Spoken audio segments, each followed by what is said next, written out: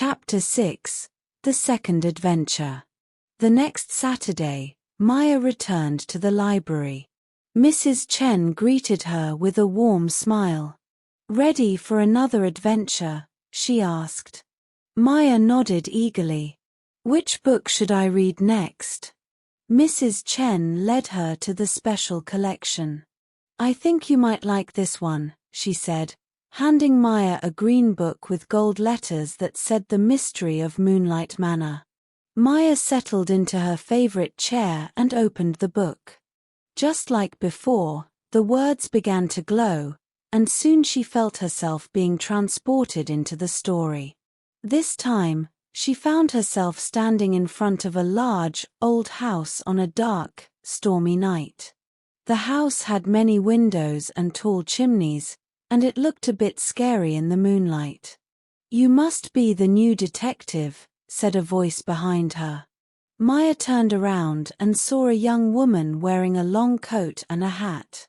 "I'm Detective Sarah Mills. I asked for help solving the mystery of this house." "Mystery?" Maya asked. "What kind of mystery?" "Strange things have been happening in Moonlight Manor," Detective Mills explained as they walked toward the house.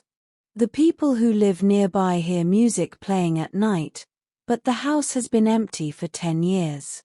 They also see lights moving in the windows. Maybe someone is living there secretly," Maya suggested.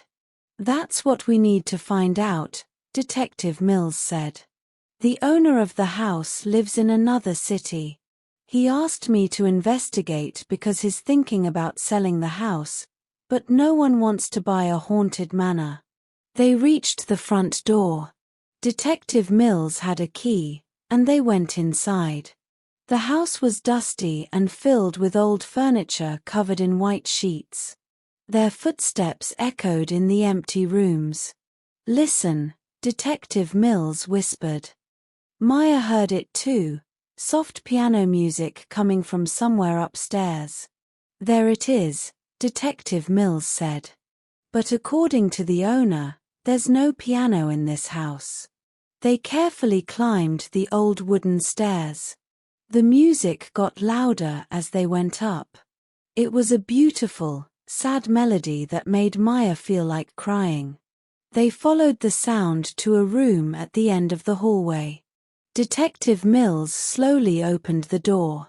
Inside the room, Maya saw something amazing. A young man was sitting at an old piano, playing beautiful music. But Maya could see through him. He was like a ghost. The young man stopped playing and turned toward them. He didn't look scary at all. He looked sad and lonely. "Please don't be afraid," he said in a gentle voice. "I mean no harm to anyone." "Who are you?" Maya asked, even though she was a little frightened. "My name is David," the ghost said. "I lived in this house 100 years ago. I loved music more than anything in the world, but I died very young from an illness." "Why are you still here?" Detective Mills asked kindly. David looked even sadder. "I stayed because I never got to finish writing my greatest song. I've been trying to complete it for 100 years, but I can't remember how it should end." Maya felt sorry for the ghost. "What if we help you remember?" "How can you help me?" David asked, looking hopeful. Maya thought for a moment. "Can you play the song you've written so far?" David nodded and began to play. The melody was beautiful but seemed incomplete. It felt like it was waiting for something. "It sounds like a love song," Maya said. "What was it about?" "I wrote it for my fiancée, Eleanor," David explained. "We were going to get married, but I got sick before the wedding. I wanted to play this song for her at our wedding." "What happened to Eleanor?" Detective Mills asked. "I don't know," David said sadly. "That's part of why I can't finish the song. I don't know if she was happy or sad, if she found love with someone else, or if she remembered me. Maya had an idea. Detective Mills, do you think we could research what happened to Eleanor? If David knew her story, maybe he could finish his song. That's a wonderful idea, Maya, Detective Mills said. The town library has old records and newspapers. We might be able to find out about Eleanor. Detective Mills and Maya spent the next day at the town library, looking through old newspapers and records from 100 years ago. They found many interesting things about life in the town back then. Finally, Maya found what they were looking for in an old newspaper from 1925. "Look at this," she said excitedly. She showed Detective Mills an article with the headline, "Local Teacher Eleanor Grace Dies at Age 95. They read the article together. It told the story of Eleanor's long and happy life. After David died, she was very sad for a while. But eventually, she became a teacher and helped many children learn to read and write. She never married, but she had a full life surrounded by friends and students who loved her." The most important part was at the end of the article. It said, "Miss Grace often spoke about her first love, David, who died young. She said she kept his memory alive by teaching children to love music, just as he had loved it. She always said that true love never dies, even when people die." "This is perfect," Maya said. "Now David will know that Eleanor had a good life and never forgot him." They hurried back to Moonlight Manor. When they told David what they had learned about Eleanor, his ghostly face lit up with joy. "She became a teacher," he said happily. "She helped children love music. And she remembered me all her life." David sat down at the piano again.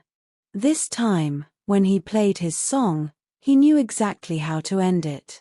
The melody became full of hope and love. It told the story of love that lasts forever, even beyond death. When he finished playing, David looked more peaceful than before. "Thank you," he said to Maya and Detective Mills. "Now I can rest. My song is complete, and I know that Eleanor lived a beautiful life." As he spoke, David began to fade away, but he was smiling. "Will we see you again?" Maya asked. "No," David said softly. "But every time someone plays music with love, I'll be there in spirit.